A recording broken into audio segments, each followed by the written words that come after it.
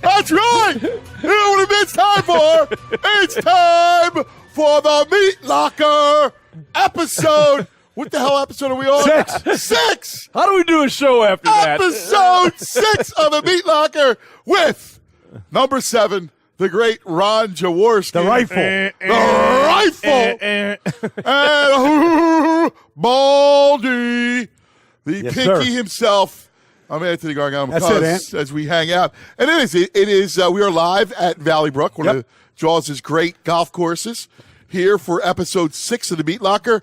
Doug Marrone, the Jaguars head coach, will join us a little bit later on, fellas. Yeah, Great story with Doug too. Yeah, you have a history.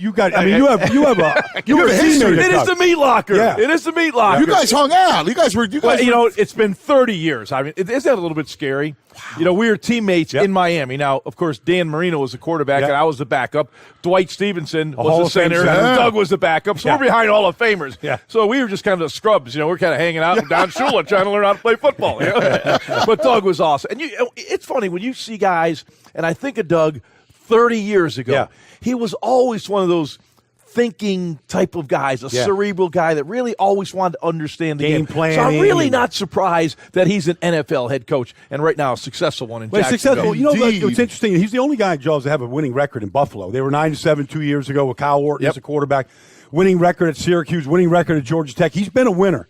But, you know, what's interesting is, like, we were looking at his bio, Jaws, all the places he was at. Cortland State, Teachers College, upstate New York. After the London Monarchs, where he was a player. The player for the London Monarchs. We'll get into that. And, you know, the Coast Guard Academy. I mean, there were a lot of places before he got to, like, a Georgia Tech and then Syracuse. Well, it's funny. You look at coaches in there in the NFL, and he's an NFL head coach. If you go in there, you know, the media guide or Wikipedia, whatever, San Francisco State, there's like 17 stops they've had before they become a head coach. Yeah, you know? Don't send out the laundry, man. No. Don't buy a house. Yeah. Don't buy a house. Or a golf course. You could do that. You could be my partner like Joe Flacco. You know?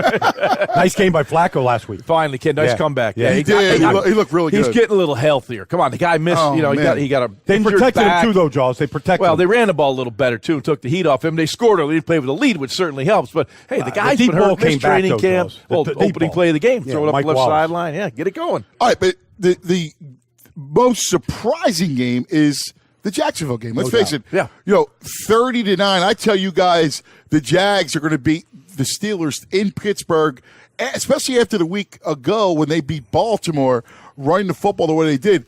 Ben, 2 pick sixes. After the game, Ben Roethlisberger says, well, maybe I don't have it anymore. And he openly questions himself after a reporter brings it up.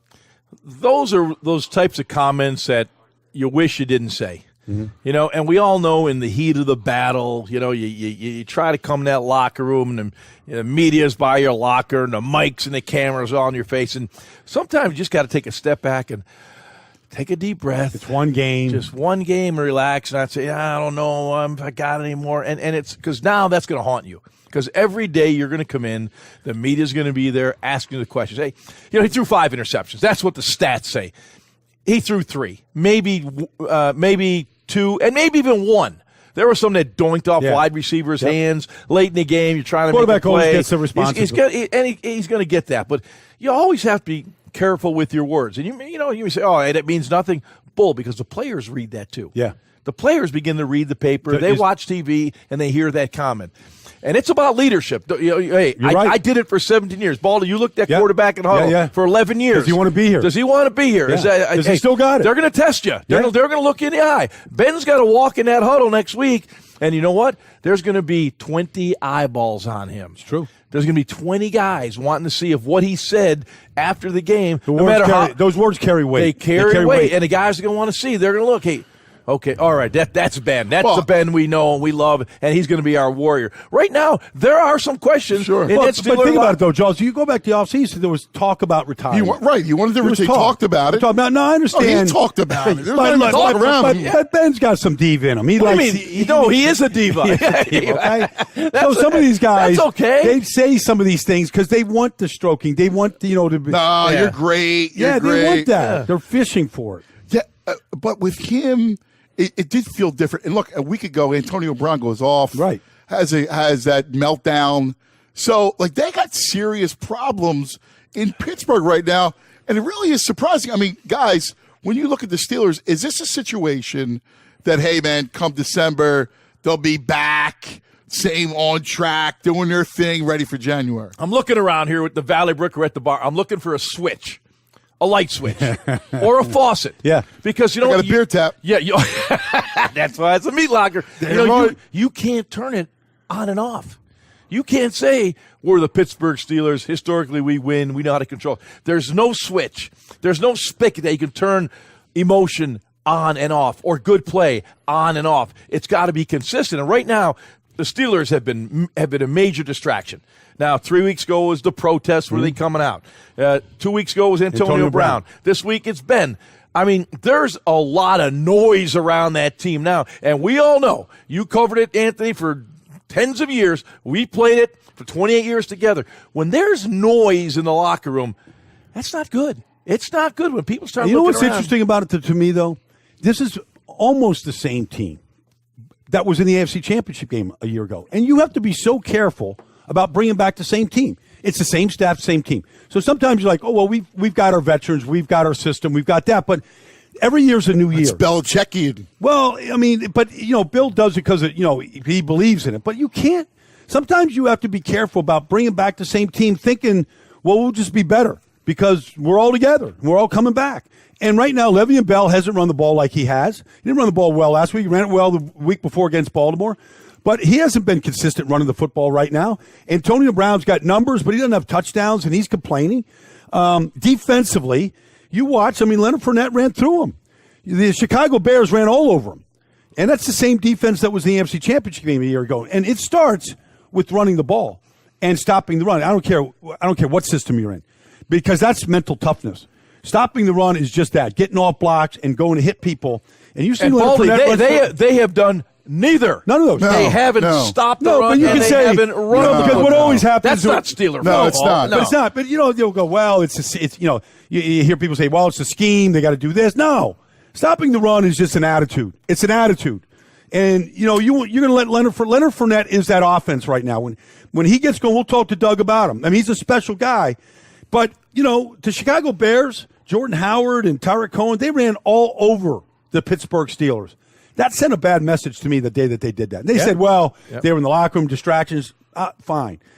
You got to get – when you cross the stripes onto that field, there's a job to do. Well, we'll hear it from Doug a little later because I know his mentality, being a teammate of his and being with John Sandusky, one of the greatest offensive line coaches in history. And it was with John, it was always about impose your will. And Doug I guarantee you, Doug will talk about that because, we're a product of the people around. That was I can still hear John Sandusky. Impose your will. But that's how you win. That's always been the Steelers' way. Break the will. Break the sword. Oh, that's Steeler football. That's the Steeler football. That's the way. They don't look like that right now. Conversely, does Jacksonville real?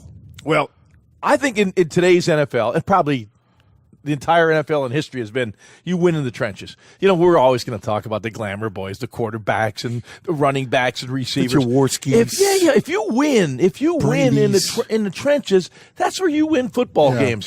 I look at teams that are like surprising people right now. The Eagles at 4-1, Carolina. Look at the trenches. Look at Washington. I said Washington earlier this season. Everyone discounting Washington. Look at their interior offensively with Bill Callahan and defensively with Jim Tomsula. They've got two outstanding coaches. I love their defensive front. They built in that area. So if you're strong in the trenches, you're going to be in every game. They're going to keep you in every game. But, if you look at Jacksonville, they've been up and down, though. I mean, Tennessee went there, and they just trounced them. I mean, they broke their will that day. But Tennessee can do that when they're really rolling. Now, they haven't gotten there. They got the quarterback last 2 weeks, hurt, they've been awful, and they haven't been good at all. But I've seen that team, when they've got it going, they're very different. They took Calais Campbell and Malik Jackson, and they rolled them out of there. But I've seen Jacksonville now have a couple games where you go, they've got talent. I mean, the talent. Look at the secondary.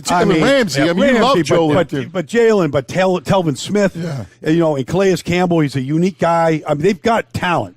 they got to play smarter and more consistent. Well, they're going to need better play out of their quarterback eventually. You can't hide it, and Joe. you can't hide your quarterback. And, they're running, from a percentage standpoint, more than any team in the league. They're running about 55% of the time. Baldy said it. Eventually, your quarterback's going to have to stand up with the game on the line and make a play. And Bortles is going to have to prove he can be that guy. I haven't seen it yet. Yeah.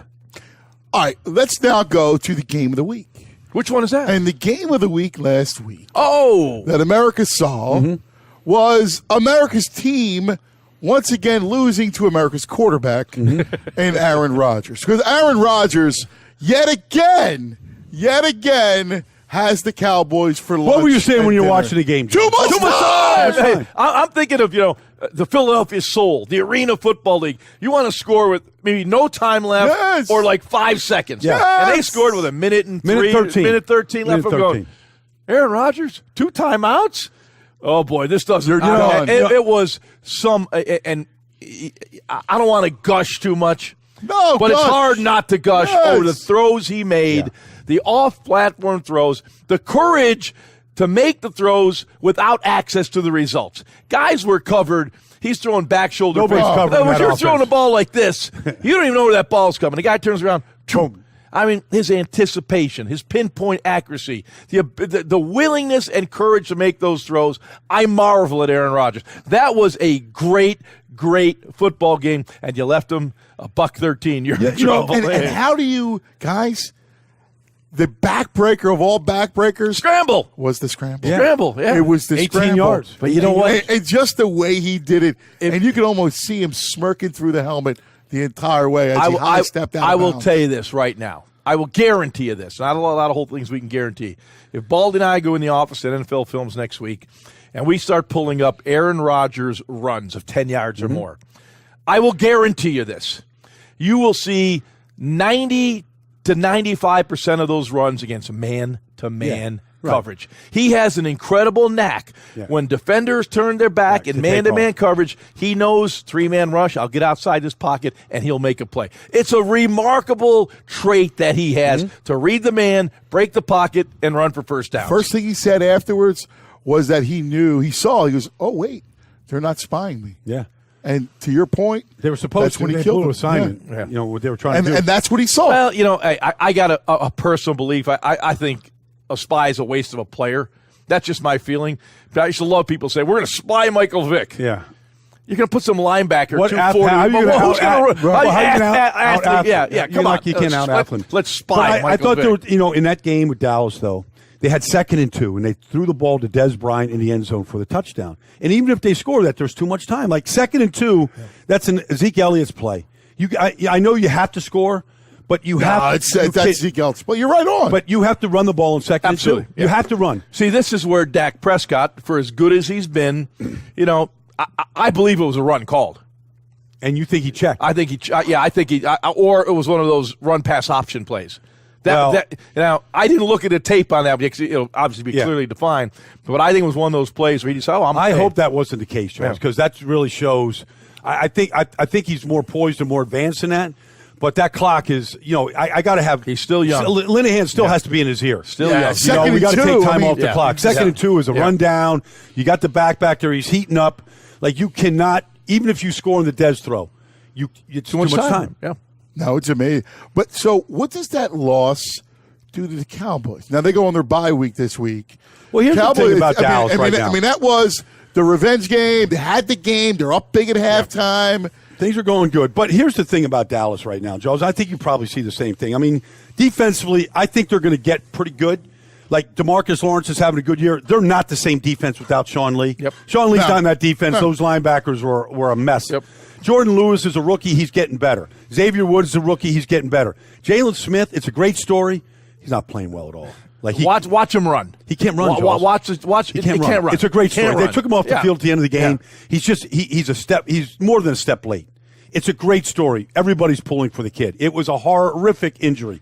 It's a great comeback, but he's hurting the team right now. Yeah. So, but that's that. But offensively, this offense line is not a dominant group right now. No, they're not a dominant group. And this is something that really is strange to me because we all knew how good they were. Listen, we can overrate everything, but come on, they're not playing well. Why aren't they playing well? Baldy, what do you see? Well, Baldy made his living for 11 years what in do the you see trenches. him, man? No, but look, I mean, Tyron Smith is arguably the best left tackle in football. Nick Perry beats him with a club with his right hand. Yeah. He's got a club. He came and grab him, and he beat him for a sack.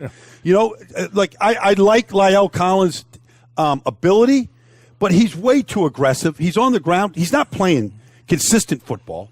They can't figure out the left guard spot. I don't know what's going on. Travis Frederick doesn't look like the same player. Nick, Zach Martin's still a hell of a player, but the left guard, the right tackle right now, even the left tackle is not the shutdown left tackle that he has been. So they're not a dominant group up front. Ezekiel Elliott is the same player. He doesn't have nowhere near the numbers that he had. When Zeke gets a crack, he's making yards. Yeah. And I'll agree with Baldy. It comes down to the hosses up front. They are not getting it done. You got to throw the tight ends in. I mean, Jason Witten, he's never been a great blocking tight end, but he was good enough. He was good enough. James Hanna. And where's he been in the passing game as well? You know, I mean, they're on offense right now. I was like, it's out of sync. There's talent there, but this offense is out of sync. And defensively, Baldy, I agree. You know, when you watch Rod Marinelli, you're always going to get like the most ridiculous effort of any team you watch play. There's great effort. I don't think the talent's there. And Sean Lee, Baldy already mentioned that. When Sean Lee is not on the field, it's like taking Luke Kuechly out of Carolina. They're not the same. Sean Lee team. knows where the play's going every play, and he's a step ahead of everybody. And if you don't block him, he'll make every tackle. And when he's not in the lineup, and now you've gotten Jalen Smith, Hitchens just came back. He didn't play well. Kyle Wilbur, they were playing him the other day. He's completely lost. Yeah. So the bye week is good. They needed the bye week. This is a team that needed the bye week to get healthy and get their mind right, because right now the Eagles are playing good football, and it's going to be a tough climb for the Giants, and I believe Washington's going to be involved as well. All right, now let's go over some of the young quarterbacks and look at. So I want to start with Carson Wentz, a guy that Jaws, you know intimately. We don't have enough time. Yeah, we don't have enough time. And I'm sorry. I need to look. You know, people listen to Meatlocker. They know all of us, where we're from. You know, who we've seen, how much we all just love the kid. Especially you, Jaws. You were there. You saw him firsthand. Jaws was right there in Fargo for the workout in North Dakota. And Jaws, I marvel at this kid. I've never seen he goes about the position like he's got a higher education. It's unreal. Here's what the Meatlocker's about. Here's the essence of the Meatlocker. We tell stories. Yeah. This is what we do. Tell the story of Carson. I'm in Fargo. I get in there a day early, you know. Didn't know where Fargo was. Make sure in the right state. We're in the right spot. Get there, and I'd go out for dinner, see some of the guys from offensive linemen from the North Dakota State football team. Get with these guys. You know how you get at a bar, you may get some guys, get them a drink, and they start telling me some real story. Really like. Yeah, this guy's a jerk. None of that. This guy is like faith-based, family, team guy, everything else. Go to practice, pro day. He comes on that field, the weather changes. This guy changes the weather. I go through his workout. I'm standing from here to there. He's dropping back. I'm 10 feet away from him. Every throw. He's just ripping everything. Going, wow. It's over. You know, he goes 45 minutes, 50 minutes, it's over. Hugh Jackson is standing next to me. What do you think, Hugh? It's one of the best workouts I've ever seen. Now, really? I don't know what happened when he left Fargo, Hugh Jackson, to go to Cleveland, and maybe their analytics didn't fit right. But the Mets guy was looking for a relief pitcher.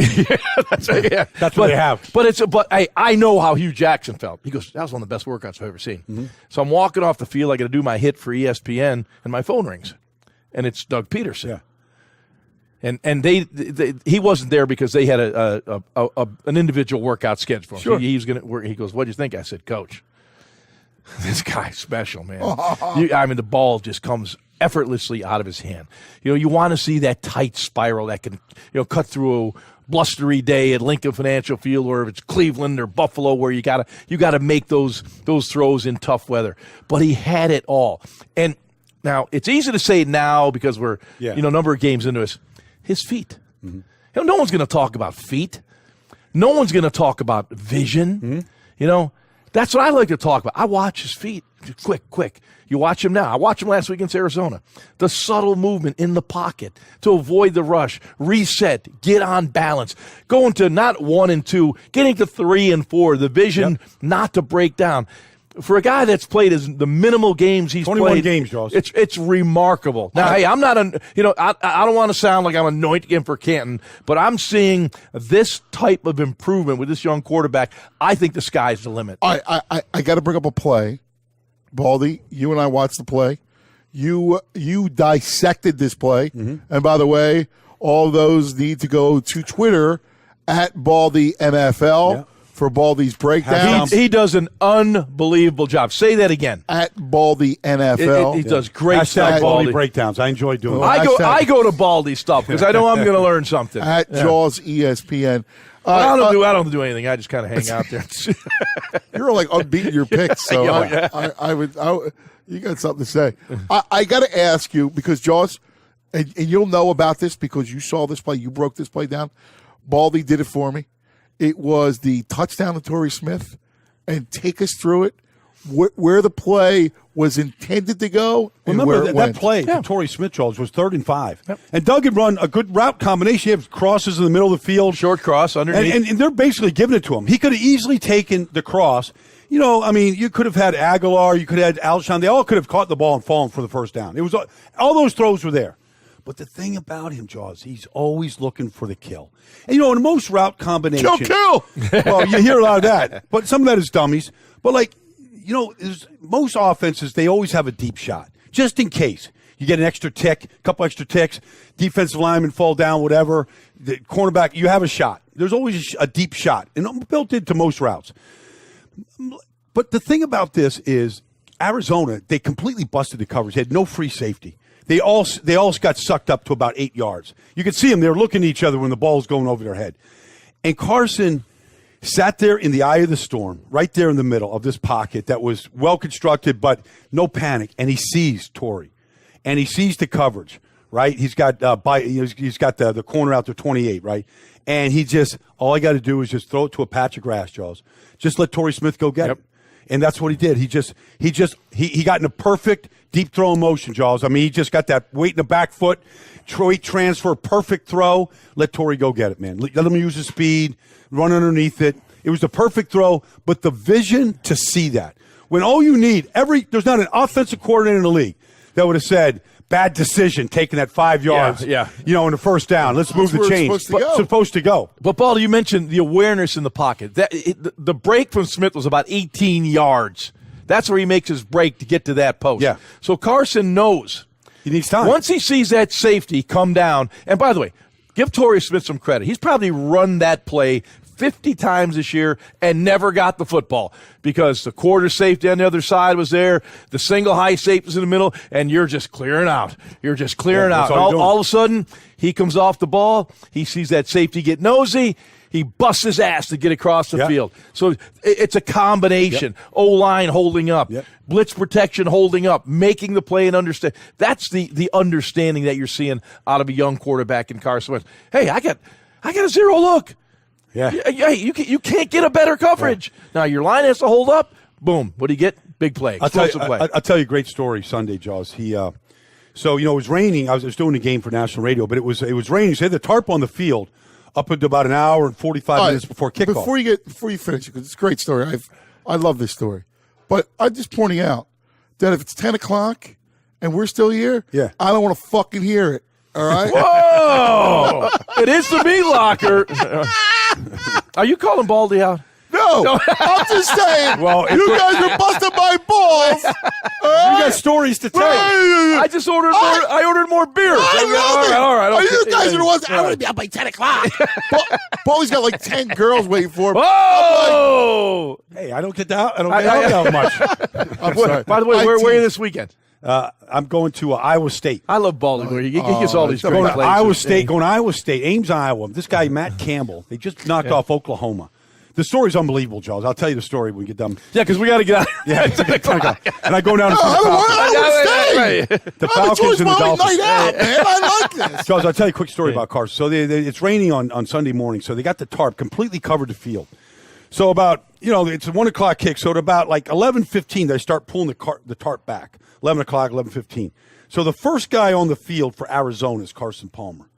The first guy on the field for the Eagles is Carson Wentz. First time two Carsons ever met. So Palmer hasn't changed yet. He's still like in basically just sweats. Carson's in his uniform, right? So he comes out. So they meet, and they're the only two players on the field.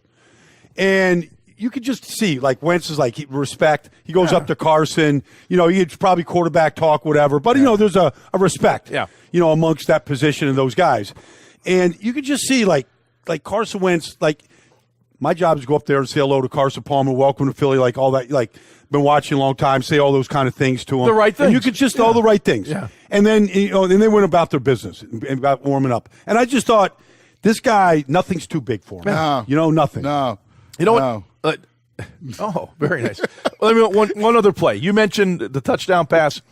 The play that jumped out to me, you watch a game on TV, you can't see everything. You can't see replays. And you may have even mentioned on your radio broadcast, the touchdown pass to Ertz. Yeah.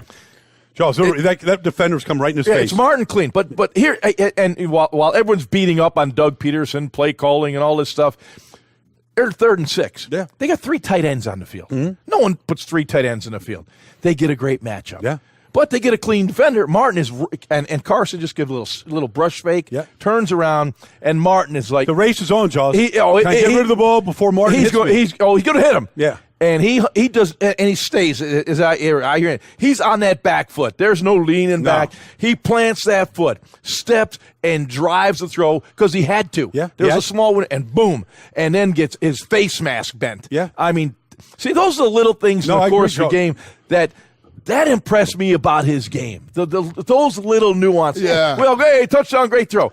No, watch Jaws, that how many play. guys, It'll tell you a lot about his game. The thing about that throw, though, red zone throw, there has to be an urgency about that throw. Mm-hmm. Everything's going to be quicker. Like Ertz has gotten better at getting quick. His head is round. He knows it's got to happen fast. And you're not going to have the time that you have in the middle of the field. If you're going to get it, it has to be done like in a flashbulb of a second. And everything. The speed up, the urgency, all the footwork is in place. He knows he's getting blasted. He's got to snap it. He's got to snap it. All right. Guys. There'll be plenty of time for us to gush, and we will, over Carson Wentz. Let's look at some other quarterbacks, some other young quarterbacks. Baldy, explain to me the phenomenon that is Deshaun Watson. So when I watch Deshaun Watson right now, I don't want the movie to end, because it's too good. It's like that movie that you don't want it to ever end. It's just so good. The acting, the atmosphere, whatever, the storyline, it's too good. When I watch him, all I can do is just close my eyes and just see him in these national championship games against Alabama. Because that's how he plays. He plays like his hair's on fire. They chase him all over the field. Sometimes they have to. The throws that he's making right now, I don't know if he has any business making. The first throw to DeAndre Hopkins, they got bracket coverage. I mean, they got Marcus Peters over there on DeAndre Hopkins. I mean, they got Ron Parker. They got 2 guys playing a lot of football against a lot of great quarterbacks and receivers. They got it sawed off. There's no place to go. And Hopkins just keeps running, and the ball goes right by the ear of Parker. Like, that type of throw, I don't even know if you could practice that, Jaws. Like, it's just That's trust. It is trust. I mean, that's what it ends up being. Now, I don't know if this will continue. He's playing at a remarkably high level for the inexperience he has. Sometimes almost too much. He's at a point right now, hey, I'm going to let it rip, and he's hitting them. Now, there have been some plays he's left on the field. In all due respect to we're gushing over him, I think there are more plays that could have been made. There have been mistakes that have been made. But are you kidding me? Yeah. I mean, this guy didn't work in training camp. He didn't expect to be the starter. The second half last week, he was remarkable against Kansas City. He brought it back to a one-score game. Made it a one-score. And I agree with all that. But I liked him coming out of college. I can't say I loved him. I didn't see enough of the NFL type throws. That's always what I look at. I mean, right now at the college game, Baldy, you do these. I mean, no one's throwing the ball down the field. No one's throwing timing routes. Everything is, it's out of their hand quick in a bubble screen. Half the throws are behind the line of scrimmage. You're not seeing those 7-step, 5-step drops, read a coverage, get the ball out. So quite honestly, it was unfair to evaluate Deshaun Watson because I didn't see enough of the NFL type throws. But now he's making those throws on a fairly consistent basis. He's making some mistakes in his reads, but most of all, his throws have been pretty accurate. All right, Monday night, another young quarterback makes his debut. Mitch Trubisky in Chicago. Jaws, what was your assessment? You saw the flashes. You see why John Fox decided to go with Mitchell Trubisky. And I get it. I understand it. You could see the athleticism. He is their future.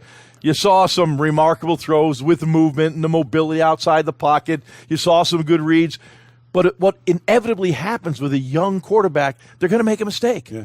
He throws an interception that costs him the game. Now, hey, chalk it up to a learning experience and all that, but he cost his team potentially a win. Play.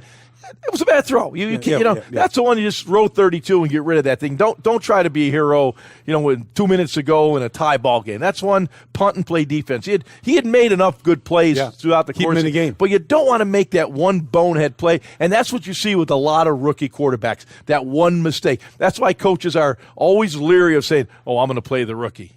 But again, Peyton Manning threw 28 interceptions in his rookie year, and he learned from that. So it's the only way you can learn. You got to put him out there. I love the mobility. He did. And you watch these young guys. I mean, we talked about Wentz a moment ago. How many plays he made outside the pocket with movement? So these young quarterbacks bring that mobility factor that is so important.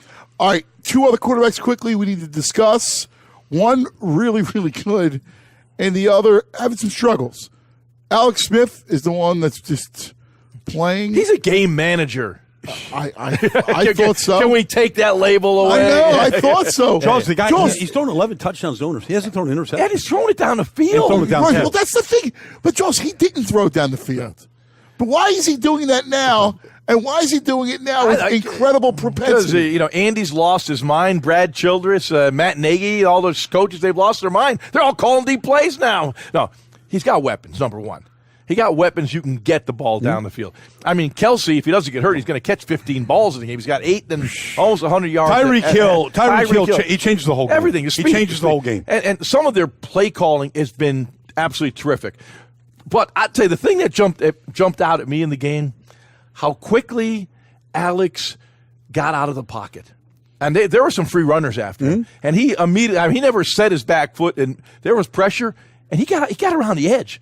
So I don't know what this is, 12th, 13th year. No, he came in the league in 05. He is getting, I'm showing great athleticism now. When you get outside the pocket, that gives time for guys to get down the field. So you're seeing those explosive plays. But I'm right now, he's the league MVP in my opinion. He is the league MVP. And it's interesting, on that night, Sunday night, or Monday night, whenever it was, they had the backup center, the backup right guard, the backup left guard, and they're playing. And you wouldn't know the difference. I mean, because Alex Smith, like to Joe's point, like when it started breaking down and crumbling, like he was on the move. He was out. But his eyes are down the field. Yep. But he made a throw down the field, just that seam route, Jaws, to Travis, and before the half. And it was just one of those throws that I don't think he would have made it in past years. Yeah. I don't think he would have pulled the trigger. No, he's different. But I do think drafting Mahomes does something to him. Yeah. Like you want to play as long as you can. They want me to make this throw. I'll make this throw. Yeah. Lit a fire on him. It did. It lit a fire on him. Yeah. All right. Now, finally, the one quarterback struggling a bit, Jameis Winston, a guy that we all like. Thursday night against New England, plays to be had. Uncharacteristically, high throw sailed on him. He missed a lot of open guys. I always go back when I look at the tape, mechanics. I think, there's going to be mental mistakes, misreads. That's going to happen. The defense will fool you. But if a quarterback is breaking down on mechanics, and they're obvious, Baldy, you look at tape, you know it. You know when a quarterback, and we talked about Wentz, and just a little side note here in the Meatlocker. I look at Wentz's game, then I put in the Dolphins game, and I watch Jay Cutler. You would have thought Cutler was the second-year quarterback, and Wentz was the 13-year vet. If you're not solid in your basic fundamentals, you cannot be good in the National Football League. You can't. You just can't be your arm. It has to be the whole thing. It's got to be everything. And there's always going to be pressure. You got to change your platform. You got to move your footwork. And Jameis just isn't there. I'm a huge fan of his. By the way, I think he's got incredible talent. And sometimes, you get anointed. Oh, we got Deshaun Jackson and we got Mike Evans and we got all these weapons and he's going to throw for 5,000 yards. You start believing that garbage. Yeah, you got to go on. You got to go on the field and just do it. But what you do in that when he's struggling, this is what you do. I mean, the only thing to do is you go straight back to the fundamentals. Yep. And you go back to core plays and core fundamentals. You have to. You might have to do it 2 or 3 times during the season. Players have to do it on their own. Get back to core fundamentals. And it's play calling as well. Yeah. I mean, there are times, and I could speak from a personal standpoint. There are games I struggled. And, you miss 3 or 4 in a row, and you go to the side and say, hey, Coach, give me that stick route, man. I just need a completion. Yeah. Hey, let's go with the bubble. I need, I need to get myself going. A rhythm. Get a rhythm. And not I've been retired for 25 years. I talk to other guys like, hey, I was the same way. Yeah. Well, I needed something to get me going. You need that completion or two. You can't keep throwing digs and skinny posts all day because your completion percentage is going to be about 30%. Hard throws, man. So it's like, hey, and I think Winston is going to need Dirk Cutter to help him now to work through it and get the confidence back up. Yeah. All right, the last story that we're going to touch on this week is the Giants. The 0-5 Giants, and to lose, look, they were a team that came in, had weapons, right? All 3 go out in the same game, including Odell with a fracture. Yeah. I mean, sometimes, when things go bad, they're just hellish. They do. But, the offense, I think we can argue why it's bad. We know that the offensive line is a mess. We said it was a mess all offseason. They didn't address it, and the results are what they are. What is hard to explain is how defensively they could be so good last year and so inept this year. And it's everybody. It's JPP was invisible last week. It's Janoris Jenkins is getting beat. He was a shutdown guy last year. Eli Apple looks like he doesn't belong in this league. They are getting beat in every way. Got suspended today. Eli Apple, the Eagles game before the half. Yeah. I mean, he jumps a flat route and opens up, Alshon Jeffrey, before the field goal at the end of the game, so not the half. Yeah. Allows a 19-yard completion. Why you cut? Those are catch a ball in the flat. Yeah. You're going to kick an 80-yard field goal. Exactly. You don't take that route and open up 19. But it's not only the physical part of it, the mental part of it. That's a mental error. Yeah. No, it's and then look, DRC gets into it with Ben McAdoo during the game, and then it just continues and it boils, and then DRC is he's off the team, he's suspended, whatever. Like, this is what happens. Like, sometimes the pressure, it cracks certain guys, and it's cracking right now. You got 2 head coaches in Ben McAdoo and Adam Gase who were wonderkin, offensive wonderkins. And now things are unraveling. But Adam Gase is. He's got an excuse. Yeah, but no, he doesn't, because it was his hire, and so it reflects. No, he lost his quarterback. That's my point. Well, he lost his quarterback, but I mean, what happened with his offensive line coach this week? I mean, that just reflects poorly on him. And I've known Chris. I don't know what happened. I don't want to speculate, but it reflects really bad on the league and the organization, and he has to deal with that. It reflects bad on his team and who he is as a leader. Like, that's going to be hard to overcome. Yeah. What happens in New York? Like, what's the end game? 0-16. It won't be 0-16. But it's a bad football team right now. 0-5 You lost all your skill position players except Eli. Baldy said offensive line. They have no running game. None. Even with their great players supposedly in there, they weren't exactly laying it up. Defensively, I don't know what Spags is going to do. He's probably ripping his hair out right now. Whatever's left. But it's a team that is in serious trouble right now. Yeah. You know what's going to happen. Coaches get fired at the end of the season. Personnel guys get fired. Yeah. They didn't address the offensive line. They left it, pretty much status quo. They couldn't run the ball last year, and they thought that they could cobble together. The guys would develop. Those guys aren't developed. Well, you got a quarterback that's 35, 36 years old. Will be a Hall of Fame quarterback. Build around him for 2 or 3 years. That's the one guy you have. They didn't. They didn't. We're going to have Doug Marrone on the show today, and we're going to probably ask him about his philosophy and how he builds a team, right? I just don't – I played for Steve Spurrier, so I know how some of these guys think. It's about numbers. It's about throwing the ball. If you can't protect your quarterback – now, there's unusual guys like Aaron Rodgers that just have an incredible feel in the pocket, out of the pocket. But they're never just running. If you can't protect your quarterback at any level right now, if you can't fit, whether it's running the ball, it's max protection, it's playing with tight ends, it's widening the edges, whatever, if you don't protect your quarterback, I don't care what else, nothing's going to go good. Their season's over and the Yankees are still playing. Yeah. Go figure. Yeah. All right, don't go anywhere because coming up, that's right, the head coach of the Jaguars, Doug Marrone in the Meatlocker. You don't want to miss it.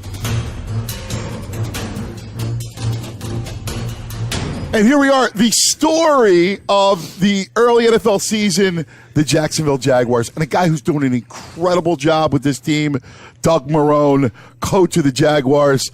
Good evening, Doug. How you feeling right now? I mean, after a big win over the Steelers, what's it like? What's it like over there at the complex? Well, I think, obviously it was a big win, and it's very difficult to go up there and play Pittsburgh and beat them at home. And the week before we had a disappointing performance. We lost out on a couple of opportunities and just didn't make the plays that we needed to make to win the game. So we didn't want to lose any of that, going up to Pittsburgh, and we were able to take advantage of the opportunities. And I think that we had won the game, and everyone was excited, and it's one of the bigger wins that we've had here in quite a while. And from my standpoint, it's like, hey, let's never get too high, let's never get too low, and enjoy the victory tonight, and then hey, let's get back to work because we got this tough Rams team coming to our place now. Doug, I still think back of the time we spent together with the Miami Dolphins, and it was fun because we had a great leader in Don Shula. And when you think back on the success you've had, and I mean, you've served about every damn position you can to get to become a head coach. What type of influence did Don Shula have on your career? Well, I would say, I think the one thing, and obviously we were all down there, was, just the attention to detail. I think that, the amount of work that you have to put in, during the week to be able to have a performance on Sunday. And I think that, I remind teams, every team that I've coached, I've always remind them that, the one statement that we never want to hear is the hay's on the barn. And that was a big thing in Miami that you can never say. Hay's never in the barn. How important is to establish that culture where you have pride in the jersey and that sort of thing? Because I think you've instilled that in your players and in the whole building to now let's have pride in who we are. Well, I think, it goes back to a lot of things. I think, obviously, Coach Coughlin's a big part of this. And when he was here, I believe, they had that, in the team. So at least we have somebody here that, has seen it done at this place. I think that's important to be able to look back and say, okay, hey, here was a guy that was here and was coaching, and they were very successful and did it that way. I think for me, what I try to do is that's something I try to remind the players about on a daily basis, about putting in the work, hard work. People always get with culture and all these big words and everything. It was just the way I was raised, like most of us. I grew up, I had a job in the summer, I had chores around the house, and I had great coaches when I was growing up in Little League that, worked our butts off, and I don't know any other way. I think you gotta put in the work and just to have a chance, to create the result. So it's a constant, it's not a battle, but it's constantly spoken about amongst the building. And you can tell that the players believe in it. They believe in each other. And I think that's helping us where we are right now, knowing that we really haven't accomplished anything. Coach, when I was at Blake Bortles' Pro Day, I was blown away. I thought the sky was the limit for Bortles. Came in early in his career. He played very well. He plateaued, then took a step backwards. What have you done to get him back on track? Well, I think, I don't think it's very difficult. I get this question quite a bit, and I just, I say, listen, we're going to design things and we're going to practice during the week. And in a game, if they play the coverage and the things that we think they're going to play, and we're able to win, with our receivers, then I expect you to be able to make that throw and make that play. I think that if we do call something and it's not the way we practiced it, then, hey, listen, I think, we want to be able to check that ball down and don't try to force anything in there. Yep. And if you throw the ball away, that's fine. And if you take off and run, that's fine. I said, but don't think that you have to try to make every single play. We have guys around here that have to help you, and we have other guys that can make plays also, and I don't want that type of pressure on you. So, that's the way we've gone about it. Doug, I'm always curious, Anthony talked about culture and how important that is and building that culture. I'm always interested and just building toughness in a team and how you do that. You know, I can see Leonard Fournette. I know he's a tough guy, Coach. I can watch him play against Pittsburgh. He won a Mike Mitchell, he's calling him out. I can see that. But there's I wanted them to try to make a miss and score. There are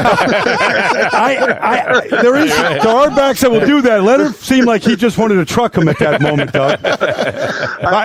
I also saw him go 6.5 yards airborne, like over the top of the defense, and he did find a way to score that way. I know, and it put me in, it's always tough because, afterwards, you get this question like, hey, did you know that? Do you approve of that? Do you like that? I go, look, as long as they get in the end zone, I like all of that. I said, but if they don't get in the end zone, I don't. And then I started thinking to myself, well, gosh, the only person I've ever seen actually practice that in a practice was Marcus Allen. Yeah. They would stack the dummies up, and he would, and he'd jump over. Right. Yeah, and I said to myself, damn, I can't say we practiced it. So, gosh, yeah, he did it. So, but go ahead. I'm sorry. No, but I was just wondering, just because toughness is more than being physically tough. It's overcoming the injuries, Doug. It's overcoming, you had to go to London, come back, travel to the Jets. Nobody's ever done 2 travel days in a schedule before like that. All those things, Doug, that eventually you're going to get there. You're going to be able to overcome those things.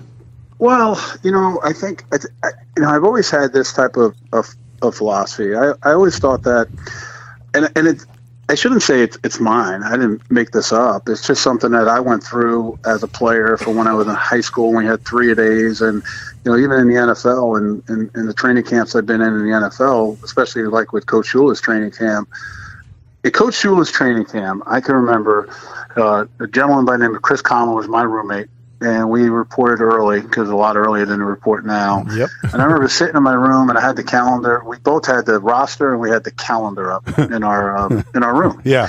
And as guys were being released or cut, we just kind of take a line and put it through them, and you're going through it. And then I remember there was one point I was so beat up. In other words, my body just hurt so bad. And same with Chris. And I remember sitting there going, you know what? I really don't care if I make this team. I just want to make it through this camp. Because if I can make it, and I said to myself, this is true. I said, if I can make it through this camp, I don't know if there's going to be anything in my life tougher. That's right. That's gonna come about that I'm not going to be able to get through it. Because and I truly to this day rely on it. So fast forward.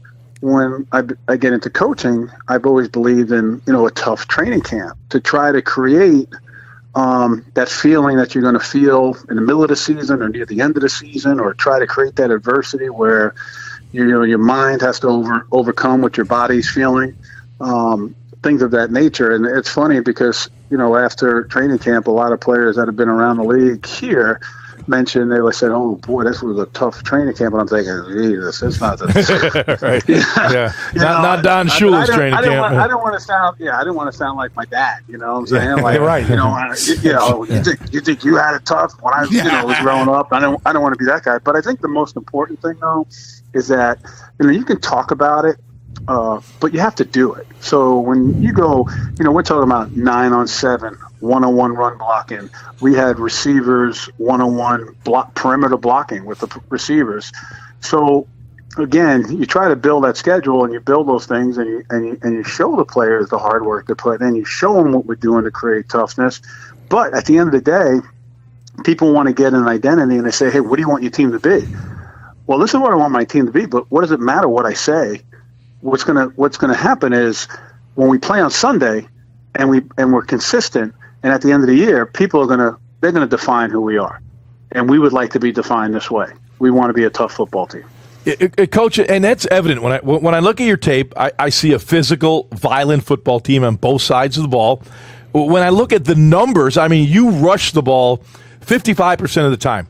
No one's even close to that. In a pass-happy league right now, where everyone's a drop back and chuck it with 11 personnel and even 10 personnel and 4 wide and all those things. Is that the toughness you're talking about? That you want to pound the football and instill that toughness, at least on the offensive side of the football? Well, I mean, I want to win the game. That's the first the first thing that we try to do. Last week I didn't even realize someone said afterwards we ran the ball like 12 times in a row in one drive. We didn't even throw it, on that long drive that we had. And I just think that, I think it does a lot of things. I think, for our team, I can't speak for other teams. We can stay on the field. We can give the defense a rest. We can shorten the game. We can get potentially bigger plays out of our play action because the style, of our running backs and the style of what we're running, the one thing I think I'm happy with is that our running backs are not the guys that they don't run out of bounds. They're going to put their shoulder down and they're going to take a little bit of blood with them. I think so. Yeah, and I think you would, any one of us would agree. I think the style of what they run and the energy that they bring, I think has helped our offensive line. I think our offensive line was a big question mark going into the season.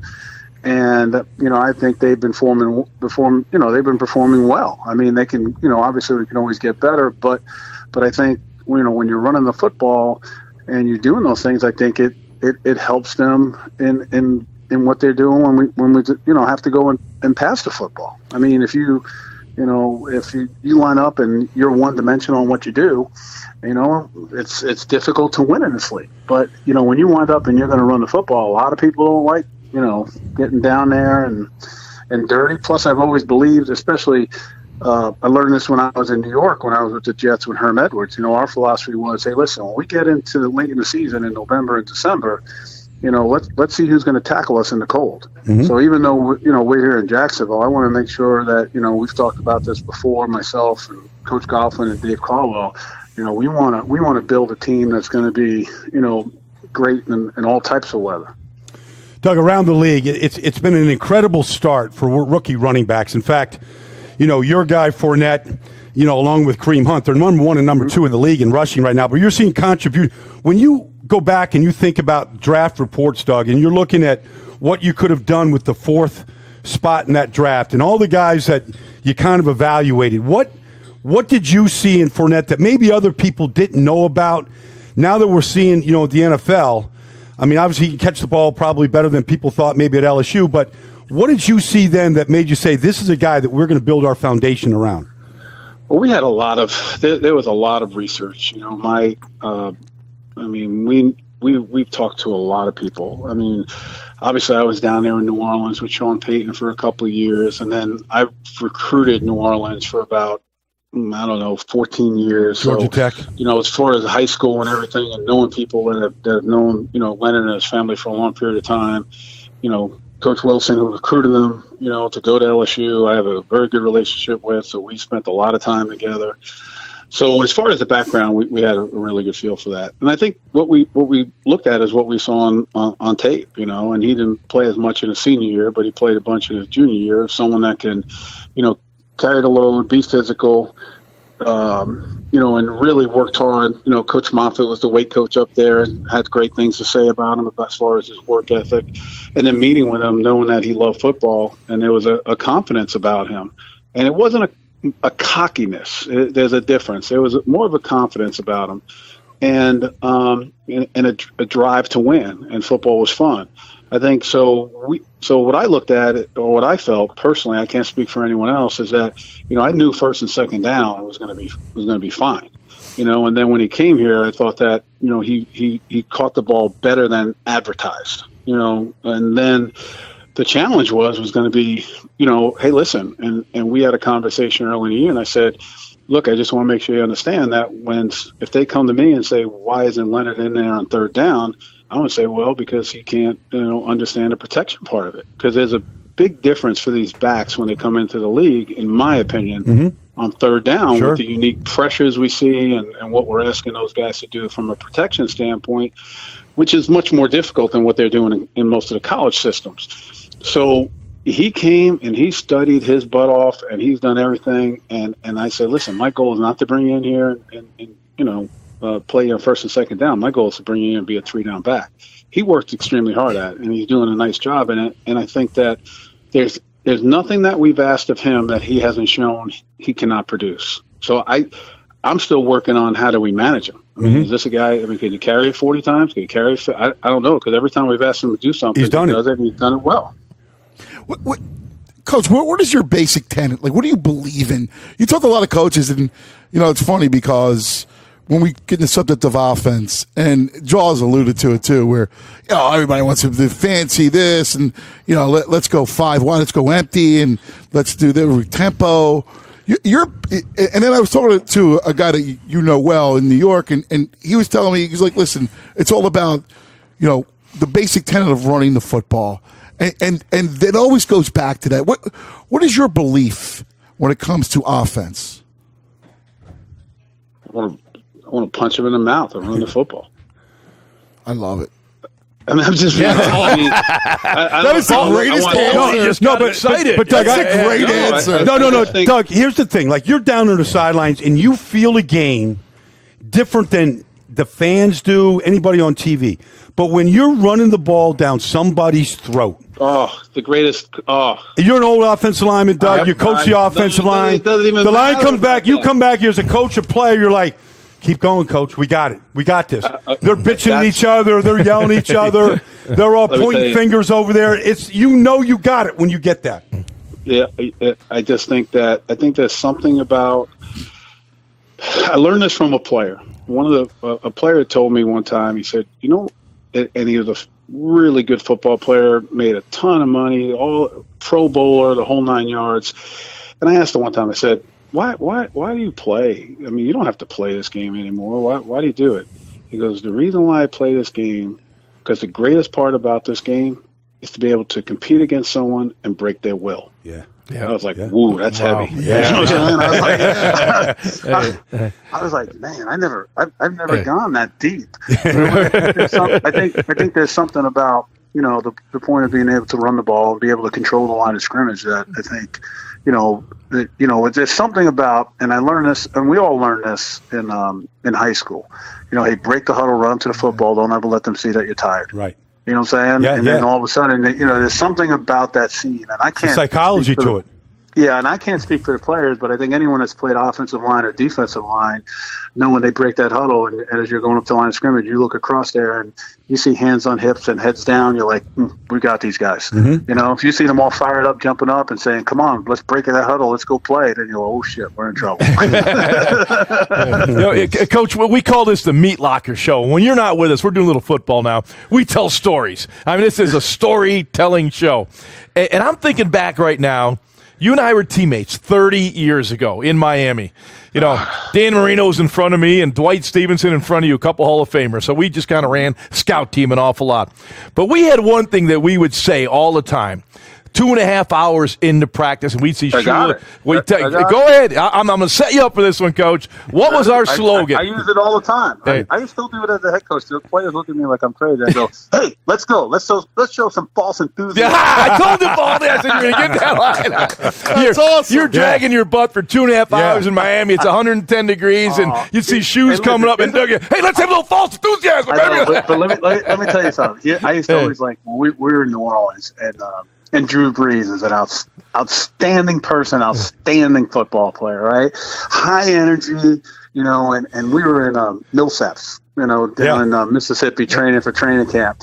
And we've got a pretty good line. I mean, we got some good players, and we're like banging each other and hitting and 9-on-7 and all these team periods and one-on-ones with the D-line, And then all of a sudden, Breeze would come in the huddle. Hey, let's go. Here we go. Let's go. Let's be ready. I'd be like, hey, man, chill out. Chill. Okay? We just, we're actually practicing. We don't have a red shirt on. Yeah, I'm kidding you. Don't get on these guys because they're a little down. They're busting their butts now. And I always wondered about that. Like the kickers and punters, they're like flying around, they're eating, and you're like, I got to get some rest. I got to go stay down. So when those quarterbacks come in the huddle in training camp, and Jaws was one of them, I'd be like, gosh. I got to block this guy. This guy's going to go back there. No one's even allowed to touch him.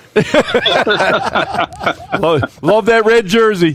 Love the red jersey. Right.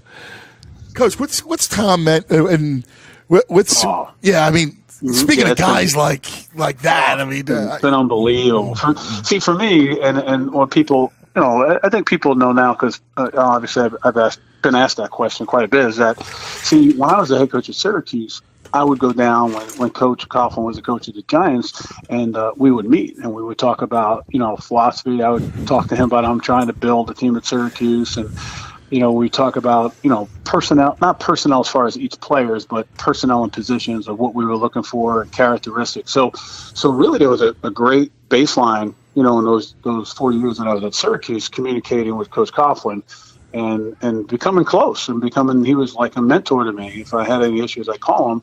And then when I continued to go to Buffalo, obviously we were in the AFC, so I was still able to say, hey, Coach, how would you, I've got this issue. How would you handle it? Or can you help me with this? And he was great because we had that relationship built up.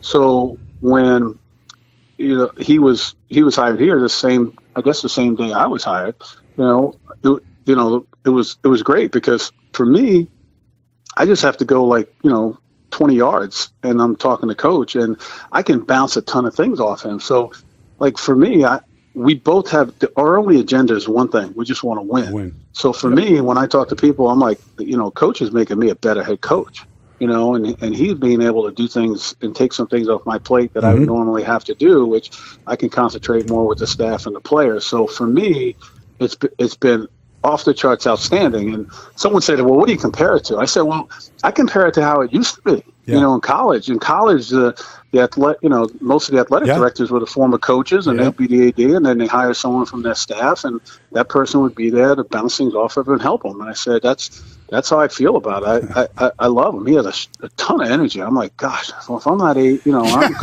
coach, I hope I have that energy now. And, he's sharp as hell, and he sees things, and if I miss anything, he's able to see it. So I appreciate it. We've got a long way to go here. We've got a lot of work to do. I'm excited about it, putting the work in, and we'll see how it goes. Take it one day at a time. I mean, that's my one thing with the players is, we break it down in quarters. The first quarter we fell short. We were 2-2. We started the second quarter with a big win, a tough win up in Pittsburgh, and we got 3 more games left in this quarter. We've got to win this quarter. That's beautiful. Yeah. Beautiful. Coach, you got fans here, and we're rooting for you. We really appreciate your time. Yeah, thank you so much, Thanks, Doug. Doug. Good luck, man. Awesome. We're pulling for you. Awesome. Yeah, we have fun. Thanks for joining the Meatlocker. Doug, you're a better coach now that you've joined the Meatlocker. If I keep winning, you'd be like, yeah, that's my buddy down there. If I don't win, you guys will be hell yeah. I knew that guy. I knew, you know what? I don't really know him that much.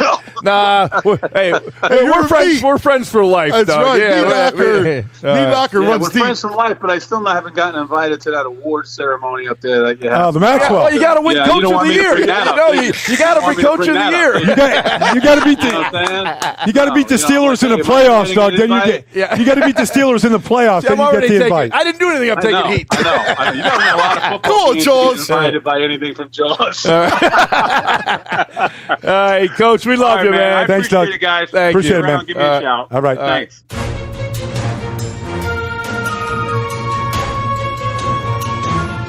Ready, boys? Over to Meatlocker.